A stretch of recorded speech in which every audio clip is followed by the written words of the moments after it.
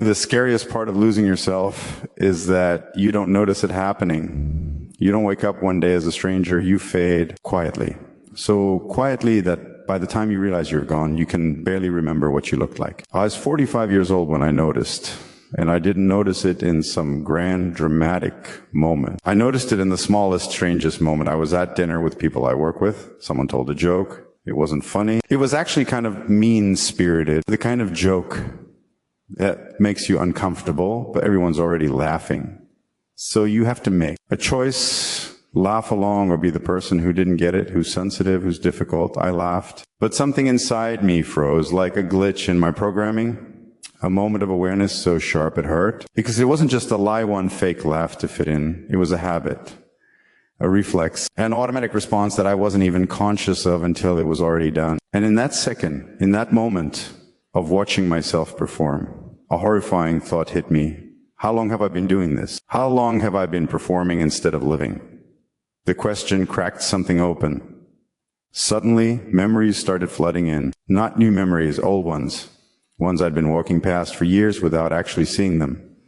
I saw the goals that weren't mine. I'd been chasing achievements I didn't actually want because they looked good on the outside, because they were the kind of success people understood, because they were safe. I'd spent years building a life that would impress strangers while I was quietly suffocating inside it. I saw the relationships I forced myself to maintain, people I didn't actually like, connections that drained me. I kept showing up because stopping felt like failure, because I didn't want to be the person who gave up on friendships, because I was terrified of being alone. So I performed closeness with people who didn't actually see me. I saw the opinions I mirrored, the thoughts I repeated because they were the thoughts I was supposed to have, the beliefs I pretended to hold because holding different ones would mean standing alone, the way I'd learned to shape my own consciousness to match whatever room I was in, whoever I was with. I saw the dreams I'd abandoned, the things I wanted to do but didn't do, because someone raised an eyebrow, because someone said it was impractical, because someone implied it wasn't who I was. And I'd believed them more than I believed myself. Piece by piece, moment by moment, choice by choice,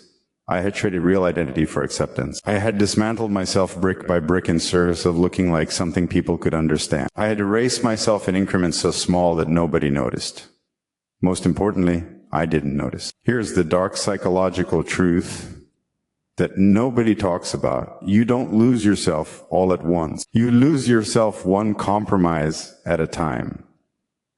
One moment of pretending, one laugh that wasn't genuine, one opinion you didn't actually hold, one dream you set aside just to be safer, one boundary you crossed because maintaining it felt too hard. And if you do this for long enough, if you compromise yourself enough time, you reach a point where you don't even know who you were to begin with. You only know who you've become in service of other people's comfort.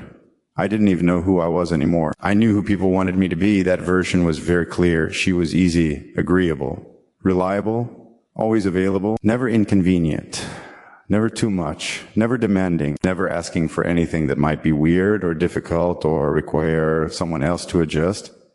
I knew who I pretended to be. That version existed in every social situation, perfectly calibrated to each audience. She could be charming or serious or funny or thoughtful, whatever the room required. She was a mirror, a shapeshifter, a ghost that could inhabit any space and make people comfortable. I knew who I forced myself to be. That version was built on discipline and willpower. She pushed through exhaustion. She said yes when she wanted to say no. She showed up even when she was barely holding it together. She was relentless. She was reliable. She was breaking. But me, real me, actual me, silence. That's when the dissociation hit. That eerie floating out of your body, feeling where life plays like a movie, and you're just watching it happen. Watching yourself laugh at jokes you don't think are funny. Watching yourself smile in photos you don't remember being in. Watching yourself say things you don't believe. Watching yourself make choices that feel like they're happening to someone else. I wasn't depressed exactly. I wasn't anxious exactly. I was emotionally absent, detached. I was a ghost in my own life, present in body, absent in spirit. The lights were on, but nobody was home. I describe it like this. Imagine watching your own life through glass. You can see everything happening, You can see people reacting to you. You can see yourself moving through your day, but you can't feel any of it. You're untouchable because you've untouched yourself. You've removed yourself so completely that no one can reach you, and nothing can hurt you, but nothing can reach you either. That's where I was. Safe because I was unreachable. Numb because I was absent. I was functioning. I was working. I was successful, but I was not alive, not in any way that mattered, not in any way that felt real. And then someone said something that tore the mask off. It wasn't said unkindly. It wasn't meant to hurt. Someone who'd known me a long time just said it casually, like it was obvious you've changed. 4 words. That's all it took. 4 words, and everything that I'd been pretending not to see suddenly became impossible to ignore because they were right. I had changed, not into someone better, not into someone stronger, not into someone more evolved or more healed or more wise. I had changed into someone easier for the world to digest, someone more convenient, someone less threatening, someone who took up less emotional space. I changed into a diminished version of myself, and I'd called it growth. That realization burned. It burned like a match struck in darkness. It burned like acid. It burned like shame and rage and grief all at once. Because I understood in that moment that I had done this to myself. Nobody had forced me. Nobody had made me disappear. I had chosen it. Over and over in 1,000 small moments, I had chosen acceptance over authenticity. So I did something I hadn't done in years. I asked myself a question, not the question I was supposed to ask, not how do I fix this, or how do I be better, or how do I get back on track? None of that. I asked myself a brutally honest question, the kind of question that strips away all the pretense and burns away all the performance if nobody was watching. If nobody would ever know, if there were no consequences and no judgment and no one to disappoint, who would I be? And I sat with that question, not to find an answer, just to sit with it, to feel the weight of it, to understand what it meant that I couldn't answer it immediately, that I had to think about it. That the real me had become so hidden that I needed to excavate to find her. The answer didn't come instantly. That's the other lie we're told about healing, that it happens fast, that one moment of clarity fixes everything, that one question answered transforms your whole life overnight. That's not how it works. Identity doesn't snap back like a rubber band. You don't find yourself and suddenly everything clicks into place. Instead, it returns in fragments, in small truths you stop running from, in moments where you choose yourself even though it costs you something, in boundaries you stop apologizing for, in opinions you hold even though nobody asked for them, in dreams you admit you still want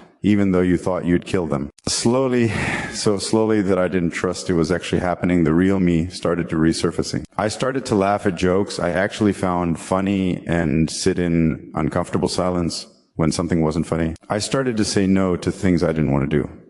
I started to admit opinions that were unpopular. I started to take up space, not aggressively, not cruelly, just honestly. I started to tell people the truth about what I wanted and what I didn't want. I started to admit when I was struggling instead of performing fine. I started to let people see me when I wasn't okay. I started to be imperfect in front of people.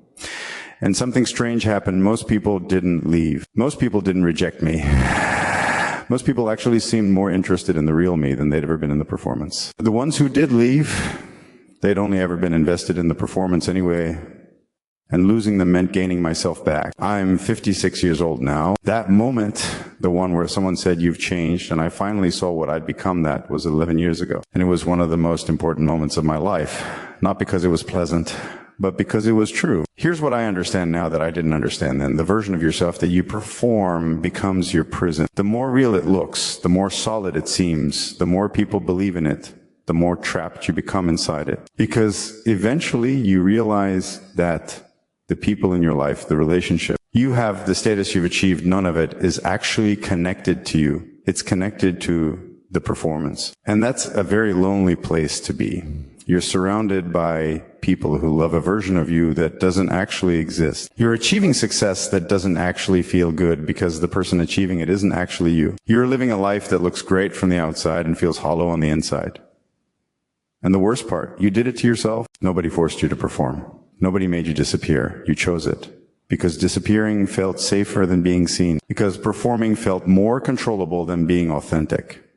Because adapting felt easier than standing firm. And once you understand that, Once you really understand that you chose this, that changes things. Because if you chose it, then you can choose differently. The message that people can't stop sharing, the thing that resonates because it's true, you don't find yourself by searching. You find yourself by stopping the performance. You don't recover your identity by looking for it. You recover it by finally putting down the mask and being willing to let people see who you actually are. Even if it's disappointing, even if it's different from what they expected, even if it costs you something. Because here's the thing nobody tells you, the people worth keeping in your life. They want the real you. They don't want the performance. They don't want the version that's been carefully calibrated to please them. They want the messy, imperfect, sometimes difficult, sometimes weird, fully real version of you. And the ones who only want the performance, losing them isn't a tragedy. It's a liberation. When you finally walk back into your own life fully, unapologetically, imperfectly, you realize something. You realize that the scariest part of losing yourself is how easy it is. How natural it feels, how almost imperceptible the fade is. You don't even realize it's happening until you're gone. But here's the thing that saves you. You can always return. The real you doesn't die.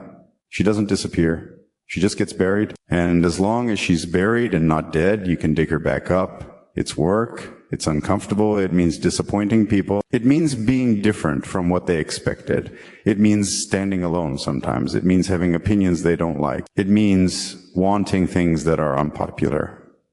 But it means being alive. Really, actually alive, not performing life. Living it. So if you're out there right now and you're noticing the laugh that wasn't genuine, and you're starting to wonder how long you've been performing, and you're asking yourself who you'd be if nobody was watching. That's not a crisis. That's an awakening. That's the moment where you get to choose. You can go back to sleep. You can put the mask back on. You can go back to performing. It's easier. It's safer. It's what you know. Or you can start the excavation. You can start digging. You can start being honest about who you actually are underneath all the performance. You can start choosing yourself. One moment at a time. One boundary at a time. One small truth at a time. The scariest part of losing yourself is how easy it is. But the most powerful part of healing, you can always return. The real you is still in there.